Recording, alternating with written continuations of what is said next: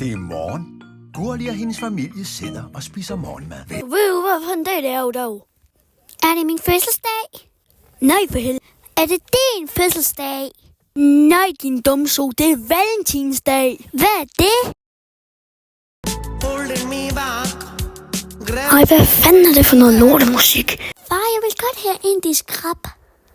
En lille fugl er kommet for at kigge på bedstefar Gris hindbær. Hvad fanden laver du i mit hindbærbed? Kan du så komme væk? Det er da så meningen, jeg skal spise dem. Dine små fugle kan godt lide dine hindbær, bedstefar. Ja, no shit, jeg ved godt, de elsker dem, men derfor behøver du ikke stå og plage mig for det hele dagen, vel? Bedstefar Gris, jeg har lige fået en vidunderlig idé. Lad os tage på campingtur. Campingtur? Campingtur! Kunne vi ikke gøre campingvognen om i haven? Nej. Godmorgen, Marianne. Godmorgen, frøken Gazelle. I dag skal der ske noget ganske særligt. Nogle af jer Marianne skal tilbringe dagen sammen med panserne. Skal vi lege terrorister?